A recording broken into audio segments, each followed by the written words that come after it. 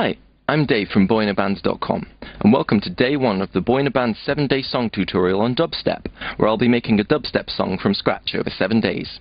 If you follow along building up your own dubstep song as I make mine, on day 7 post your finished dubstep song as a video response to my completed song to show everyone what you've learned and how totally sweet your track is.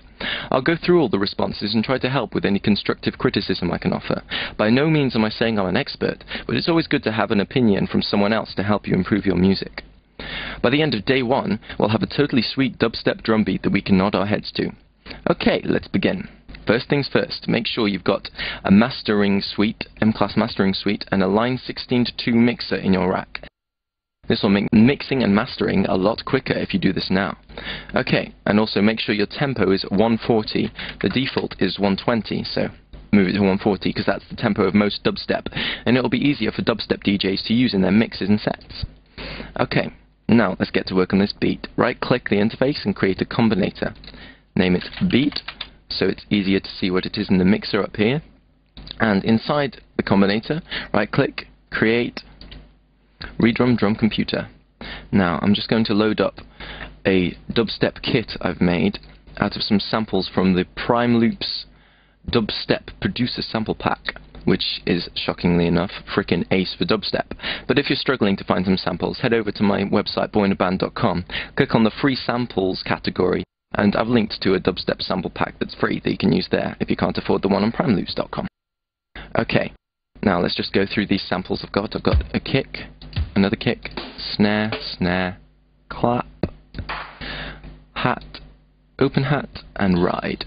Okay, now these two kicks are actually the same sample, but this one I've taken the tone down, the pitch down, and the length down, so it's a shorter, sharper, beefier, kind of bassier sample, whereas this one has the tone up, the pitch hasn't changed, and it's got more length to it. So this is the kind of click of the bass drum, and by alternating between these we can get some cool kind of bouncy effects. With the snare, I've got this really kind of punchy snare with a lot of body to it in channel 3. This snappy snare that's kind of got a bit of high end in channel 4, and in channel 5 I've got this clap with a lot of high to mid that will really fill out the sound, and all three of those will really make a big snare. And it's really important to layer snares in most electronic music. So that's something to get into a good habit of doing. Okay, so let's make this beat. We'll start off by taking the steps up to 32, because we want to have I want to have a 2-bar loop. Okay, and to be able to put beats on different parts of this 2-bar loop, to move between 1 to 16 and 17 to 32 of the steps, just drag this edit step slider. Now, we'll put one on the 1, 16, 17, and 21 steps for my beat with the bassy kick, and let's get playing that. Yeah, that's the start of our beat, and to really emphasize the start of those bars I want to put a clicky snare on the 1 and the 17. Cool. Now the snares I'm going to put on the 9 and the 25, just in the middle there.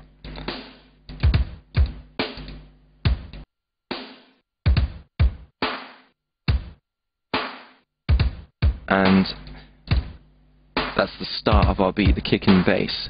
But to really add a bit of swing to it, we want to make it bounce, so we need some more shuffle. Conveniently enough, there's this shuffle button on the redrum interface, so just click that, and then you'll be able to hear, ba-dum, bum. That's got that kind of bounce to it, and that really makes it cool. Yeah, head-noddingly bouncy. Okay, now we have this kick-snare combination. It's time to add some high-end. But first, let's copy this to the track. I usually like to make the low and high end on separate lanes, so I can easily do simple drops later on by taking out the high end. You just have more control over the whole track. So, make sure the beat track is selected, and right-click on redrum, and click Copy Pattern to Track. It's near the bottom there. Now, if I switch to pattern number 2, to stop this playing in the inbuilt sequencer in redrum, and click the play button, there's our beat. Okay, and now we can get to work making the the high end with our ride, open hat, and hat, closed hat. Now, let's start with the ride. 16 steps is fine for this, so just hit a ride on the 1 and the 9,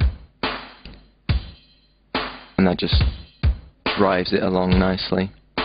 And let's get this open hi-hat on the offbeat, so that's the 5 and the 13 in this case, and that's kind of driving it along, making it really head noddy. I don't know if that's an actual word, but it is now. And next up, I want to add some hi-hats, but I want to make it really bouncy.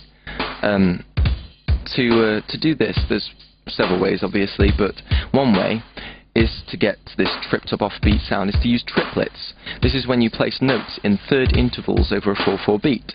Instead of 1, 2, 3, 4, that would be like 1, 2, 3, 4, 1, 2, 3, 4.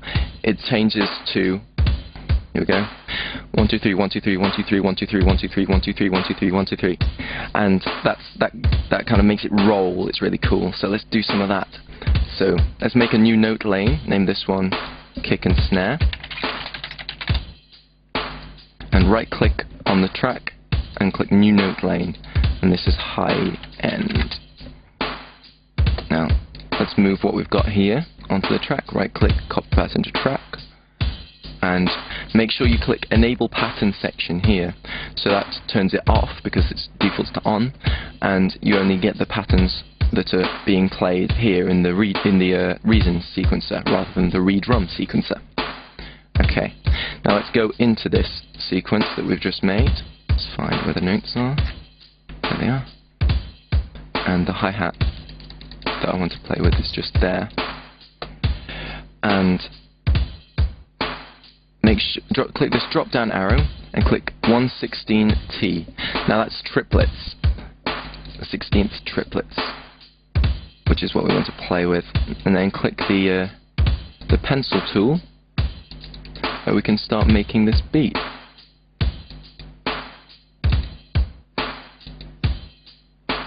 If I just place in some here, yeah, I've got these hi-hats in there, and I just want to copy them across all the way. So let's take that beat, control click to copy and drag, and there's our beat. Gives that rolling feel with those triplet hi-hats there. And let's do a few last final touches to make the beat really kind of punch. So right click on the read drum instance, go create, M-class equalizer. Let's take up this low end a little bit by about 5 decibels, around the 50 hertz kind of range. Just the really low end, take that up and just take the Q to full, and you can really feel that bass now. And because remember, this is dubstep. If you don't have a really bassy low end, all the other dubstep producers will laugh at you, and you don't want that. Now hit param 1 or 2, and let's turn the gain up again by about that much, about 5 decibels, and then just to emphasize the snare a bit, I'm going to hit the 1.5 kilohertz range, take the bandwidth down, that's the area of effect, to about 1/4 of the knob. There's about 2 on the value of it, and there's our kind of a punchier sound. And one last thing we can do, right click on the mixer, click create, and create an RV7000 advanced reverb. Now just turn this up a little bit on the auxiliary 1, just using the default settings.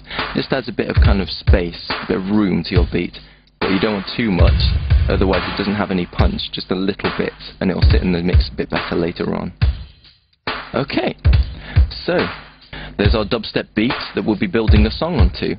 They grow up so fast.